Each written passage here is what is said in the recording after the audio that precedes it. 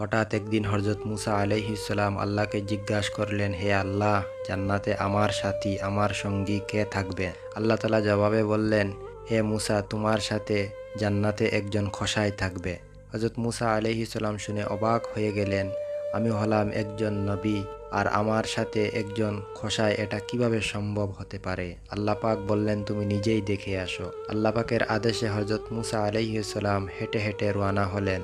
অবশেষে হযরত মুসা আলাইহিস সালাম শহরে অনেক খোঁজ নেওয়ার পরে সেই খোসাইর দোকানের সামনে উপস্থিত হলেন, আর তিনি ছদ্মবেশে দাঁড়িয়ে রইলেন। তিনি দেখলেন উনার বিশেষ কোনো আমল নেই, শুধু গোশত কাটে আর গোশত বিক্রি করে। আর দিন শেষে দোকান বন্ধ করে প্যাকেটের ভিতরে কিছু গোশত নিয়ে বাড়ির দিকে রওনা হলেন। হযরত মুসা আলাইহিস সালাম তার পিছনে পিছনে বাড়ি পর্যন্ত গেলেন এবং ওই লোকটি বাড়ির ভিতরে ঢুকে যাওয়ার পরে দরজাতে নক করলেন আর বললেন, বাড়িতে কেউ আছেন কি? খোসাই দরজা খুলে বলল, আপনি কে? সাইয়েদনা মুসা আলাইহিস সালাম বললেন, আমি হলাম একজন মুসাফির।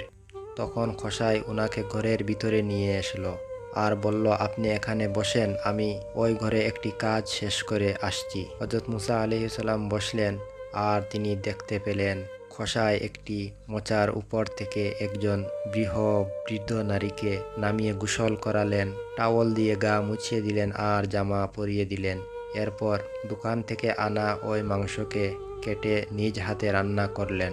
তারপর রুটি বানালেন, রুটির সাথে মাংস মিশিয়ে মুখে তুলে দিলেন। মহিলা খায় আর কেঁদে কেঁদে কি যেন বলছিলেন। ওই মহিলাকে খাওয়ানো শেষ হওয়ার পর মেহমান সাইয়েদনা মুসা আলাইহিস সালামের সাথে খাবার নিয়ে আসলেন।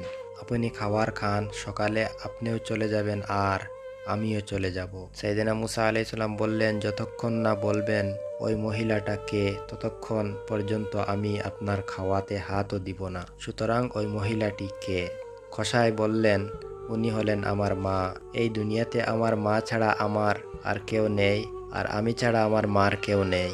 আমি প্রতিদিন দোকান শেষে আমার মার জন্য খাবার নিয়ে আসি আর এভাবেই ওনাকে খাইয়ে দেই। কিন্তু তোমার মার মুখে রুটি তুলে দাও, তখন তোমার মা মুখ নাড়িয়ে কি যেন বলছিলেন, সেটা আমি জানতে চাই। খোসাই বলল, আমার মার একটা পাগল দোয়া আছে, আমি জানি কচ্ছিমকালেও ওই দোয়া কবুল হবে না।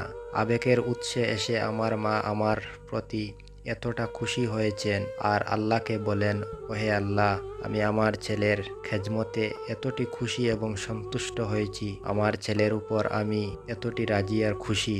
শুনেছি এই জামানার সবচেয়ে বড় পয়গম্বর হযরত মুসা আলাইহিস সালাম, ওহে আল্লাহ, আমি কিছুই চাই না, আমি কিছু জানি না, আমার একটি ফরিয়াদ, তুমি আমার ছেলেকে কিয়ামতের দিন মুসার সাথে হাসর নিকাশ করিও। আল্লাহ, জান্নাতে আমার ছেলেকে মুসার বন্ধু বানিয়ে নিও।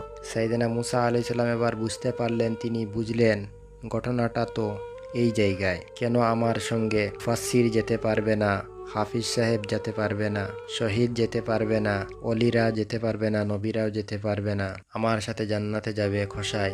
এটাই একমাত্র মায়ের দোয়া। হযরত মুসা আলাইহিস সালাম আল্লাহকে বললেন, আচ্ছা, আমি এবার বুঝতে পারলাম।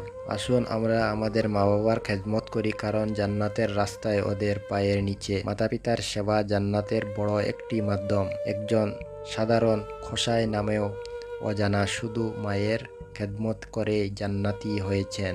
আল্লাহর দরবারে কেউ ছোট নয়। হযরত মুসা আলাইহিস সালামের মতো মহান নবীর সঙ্গী হওয়ার মর্যাদা পাওয়া যায় সত্যিকারের নেক আমলের মাধ্যমে। যদি ভিডিওটি ভালো লেগে থাকে তাহলে আমাদের এই ভিডিওটি শেয়ার করে অন্যজনকে দেখার সুযোগ করে দিবেন।